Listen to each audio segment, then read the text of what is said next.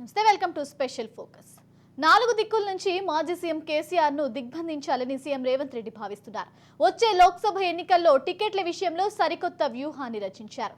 నిజామాబాద్ ఎంపీగా కవిత పేరు ఎందుకు బీఆర్ఎస్ చీఫ్ కేసీఆర్ ప్రకటించడం లేదంటూ తెలంగాణ సీఎం రేవంత్ రెడ్డి ప్రశ్నలు సంధించడం, నిజామాబాద్ ఎంపీగా బాజిరెడ్డి గోవర్ధన్ రెడ్డి పేరును బీఆర్ఎస్ చీఫ్ కేసీఆర్ ప్రకటించడం ఇప్పుడు చర్చనీయాంశంగా మారింది. భద్రాచలం పర్యటనలో రేవంత్ రెడ్డి వ్యాఖ్యలు చూస్తే చాలా ప్రశ్నలు తలెత్తాయి. నిజామాబాద్ ఎంపీ స్థానం అభ్యర్థి ఎవరు అని ఎందుకు టార్గెట్ చేస్తూ సీఎం రేవంత్ రెడ్డి మాట్లాడారు? కవిత పేరు ఎందుకు ప్రకటించలేదు? బీజేపీ ఎంపీ అరవింద్ను ఓడిస్తానని శపథం చేసిన కవిత ఎందుకు జిల్లా పార్టీ కార్యక్రమాల్లో పాల్గొనలేదు అంటూ Revanth BRS party chief KCR కు పలు ప్రశ్నలు సంధిస్తూ రెచ్చగొట్టే ప్రయత్నం చేశారు. కుటుంబ పాలన అంటూ, కుటుంబ సభ్యులకే పదవులు అంటూ గత ఎన్నికల్లో పెద్ద ఎత్తున ప్రచారం చేసిన రేవంత్ రెడ్డి ఇప్పుడు టికెట్ ఇవ్వాలని ఎందుకు కోరుకుంటున్నట్లు? రాజకీయ నాయకులు ఊరికే ఏది మాట్లాడారంటే ఆ మాటల వెనుక చాలా లోతైన విషయం ఉంటుంది. ఇలా రేవంత్ రెడ్డి మాట్లాడడం వెనుక మర్మం ఏంటన్నది తెలుసుకోవాల్సిందే.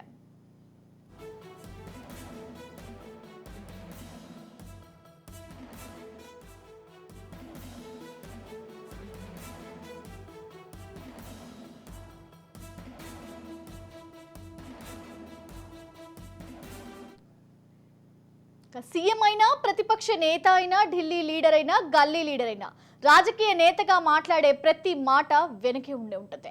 ఇక రాజకీయ వ్యూహమే. సీఎం రేవంత్ రెడ్డి కూడా రాజకీయ వ్యూహంతోనే నిజామాబాద్ ఎంపీగా కవిత పేరు ప్రకటించాడని సవాల్ విసరడం వెనుక ఉంది. గత పార్లమెంట్ ఎన్నికల్లో తెలంగాణ రాజకీయాల్లో ఓ కుదుపు ఏదైనా ఉందంటే అది సిట్టింగ్ ఎంపీ ఉన్న కవిత. 2018 ఎన్నికల్లో బీజేపీ అభ్యర్థి అరవింద్ కుమార్ చేతిలో ఓడిపోవడమే. ఆ తరువాతి రాజకీయ పరిణామాల్లో అరవింద్ కవితల మధ్య పచ్చగడ్డి వేస్తే పరిస్థితులు ఏర్పడ్డాయి. ఇక ప్రతి సవాళ్లు ఇరువురి మధ్య సాగాయి. అరవింద్ దూకుడు వ్యాఖ్యలు, కవిత ఛాలెంజ్లతో నిజామాబాద్ జిల్లా వేడెక్కింది. అరవింద్ ఎక్కడ పోటీ చేసినా తాను నిలబడి ఓడిస్తానని కవిత మీడియా సమావేశంలో సవాల్ విసిరారు. అయితే ఇప్పుడు ఏకంగా ఆమె ఎంపీ ఎన్నికల నుంచి తప్పుకున్నారు. ఈ పరిస్థితులను చూసే రేవంత్ రెడ్డి ముందుగానే కవితను ఎందుకు నిలబెట్టడం లేదన్న ప్రశ్నలు సంధించారు. ఆ ప్రశ్నల వెనుక ఆంతర్యం ఏంటో ఇప్పుడు చూద్దాం.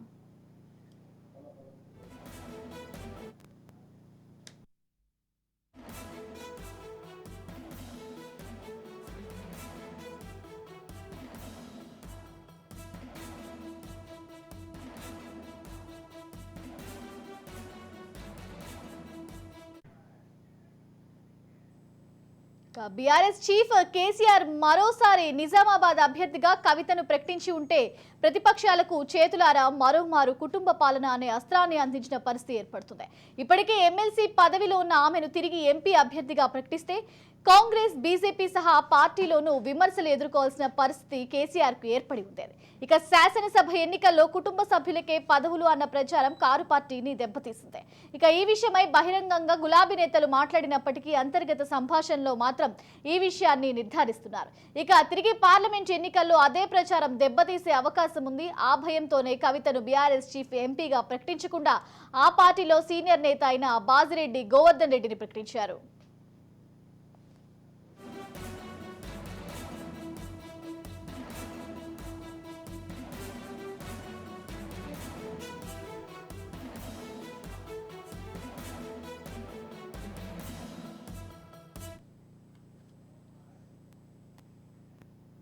అష్టదిగ్బంధనం అనే మాట క్షుద్ర పూజల్లో ఎక్కువ వింటాం. అలాగే రాజకీయ పార్టీలు కూడా ఎన్నికల వేళ గెలుపే లక్ష్యంగా ప్రత్యర్థి పార్టీని గాని, నేతలను గాని అష్టదిగ్బంధనం చేసే వ్యూహాలు సిద్ధం చేస్తారు. అందులో భాగమే టికెట్ ఇచ్చినా విమర్శలు, ఇవ్వకపోయినా విమర్శలు. తప్పని పరిస్థితి ఇప్పుడు బీఆర్ఎస్ చీఫ్ కేసీఆర్ ఎదుర్కోక తప్పదు.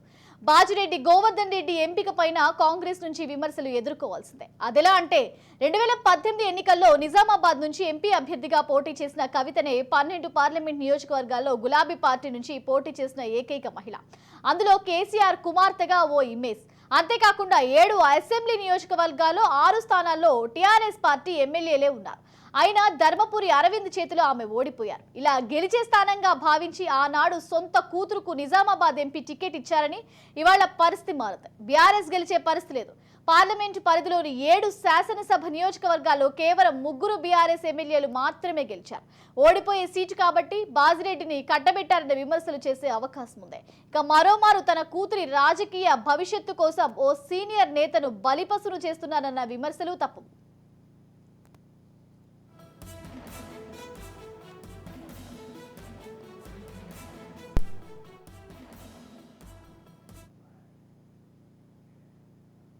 అయితే ఓవరాల్ ఇదే అంశానికి సంబంధించి మరింత సమాచారం మా ప్రతినిధి మహేందర్ రెడ్డి అందిస్తారు. మహేందర్ రెడ్డి, మనం చూసుకుంటే ఇక కేసీఆర్ అంటే బీఆర్ఎస్ ప్రభుత్వానికి ఒక మార్క్ ఉంది, ఏంటంటే కుటుంబ పాలన అని చెప్పేసి కూడా అప్పట్లో చాలా విమర్శలు వెల్లువెత్తాయి. ఇక ఈ నేపథ్యంలో ఇప్పుడు లోక్సభ ఎన్నికలు దగ్గర పడుతున్నప్పుడు ఇక లోక్సభ ఎన్నికలకు బీఆర్ఎస్ అంటే కుటుంబ పాలన దూరంగా ఉందనే చెప్పుకోవాలి. దీనికి సంబంధించి అప్డేట్ ఏంటి?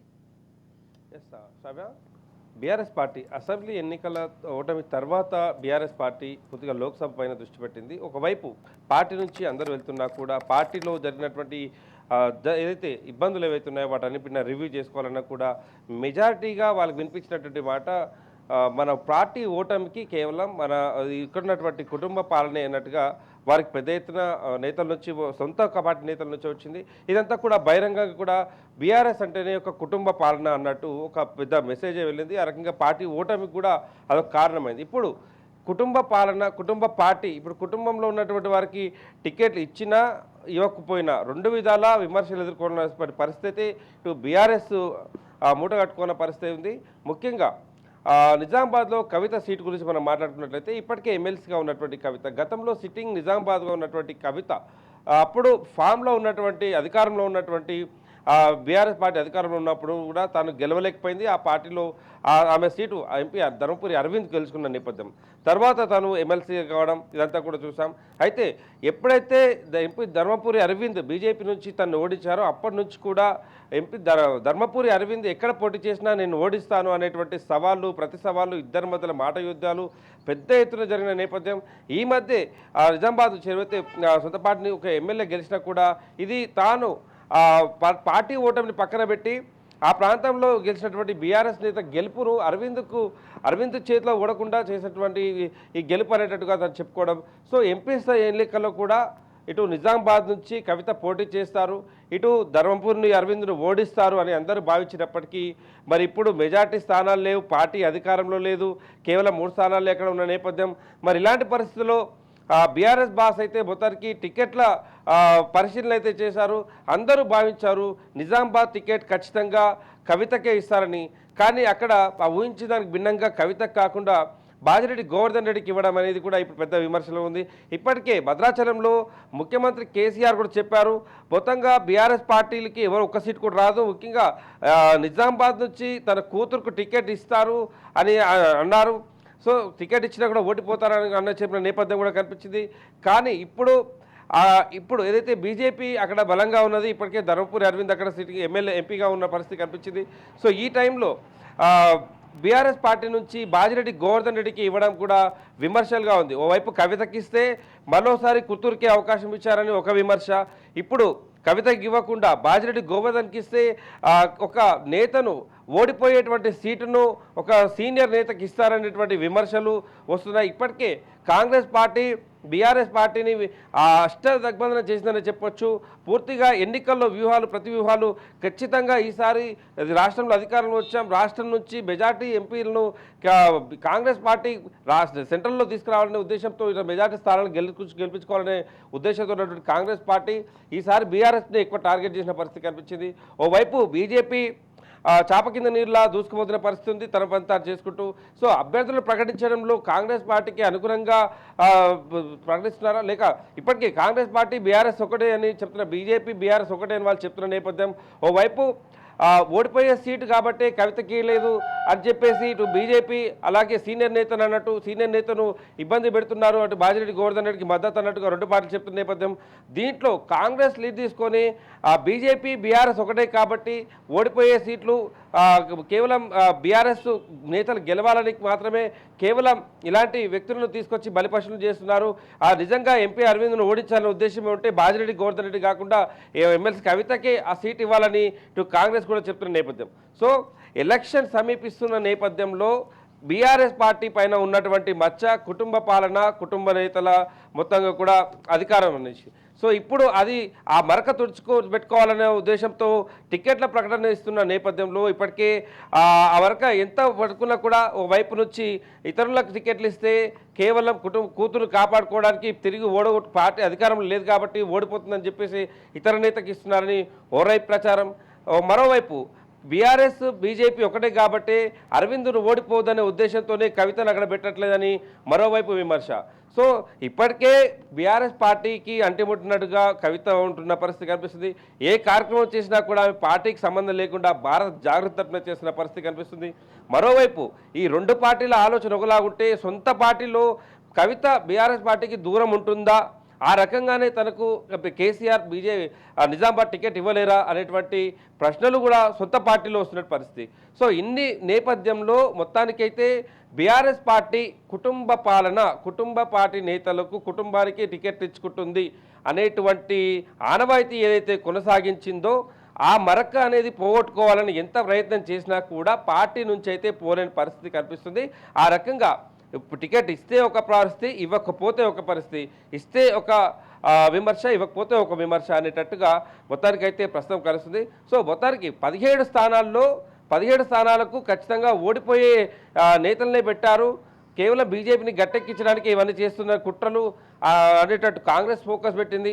మరి నిజానికి బీఆర్ఎస్ పార్టీ ఆలోచిస్తున్నట్టుగా 17 స్థానాల్లో ఎంతమంది ఎన్ని ఎంపీ సీట్లు తను గెలుచుకోబోతుంది అనేది వేచి చూడాలన్న ప్రశ్న. నిజంగా ఒక్క స్థానం అయితే కూడా గెలవదు అని ఇప్పటికే ముఖ్యమంత్రి రేవంత్ రెడ్డి ఛాలెంజ్ ఇస్తున్నారు. మరి ఒక్క స్థానానికి ప్రతిపాదన లేక ఎన్ని స్థానాలు గెలుస్తారనే దానిపైన అయితే వేచి చూడాలన్న అంశం. Right, thank you Mahender.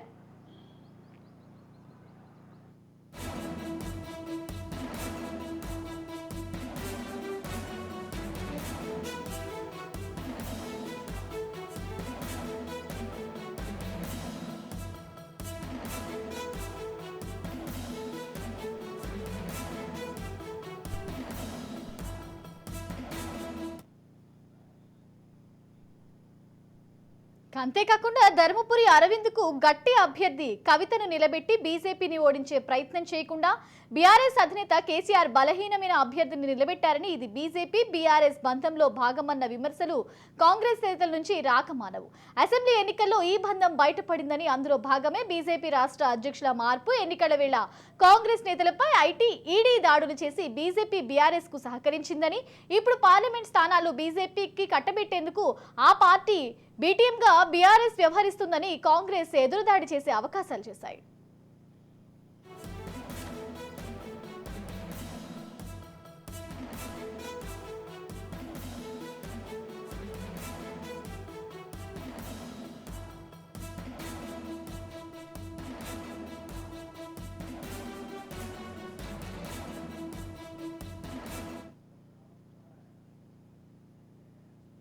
పరిస్థితులు మారితే తాడు పామై కరుస్తుందంటారు. ఇప్పుడు బీఆర్ఎస్ పార్టీది అదే పరిస్థితి. ఏ నిర్ణయం తీసుకున్నా ఏదో విమర్శ ఎదుర్కోక తప్పని స్థితి గులాబీ పార్టీదే. రాష్ట్రంలో అధికారం కోల్పోవడంతోనే పార్టీ నుంచి నేతలు ఇతర పార్టీల పంచన ఒక్కరొక్కరిగా చేరుతున్నారు. ఈ పరిణామాల నడుమ తెలంగాణలోని 17 ఎంపీ స్థానాల్లో బీఆర్ఎస్ ఎన్ని స్థానాల్లో గెలుస్తుందన్నది $1 మిలియన్ ప్రశ్న. సిట్టింగ్ ఎంపీ స్థానాల్లో తిరిగి గెలుపు మాత్రం ఆషామాషి కాదు. సమకాలీన రాజకీయాల్లో రాజకీయ వ్యూహ చతురత కలిగిన వ్యక్తిగా పేరొందిన కేసీఆర్ ఇప్పుడు ఈ ఎన్నికల్లో 2 జాతీయ పార్టీల వ్యూహాలను తట్టుకొని కారును ఎలా గట్టెక్కిస్తారన్నది వేచి చూడాలి.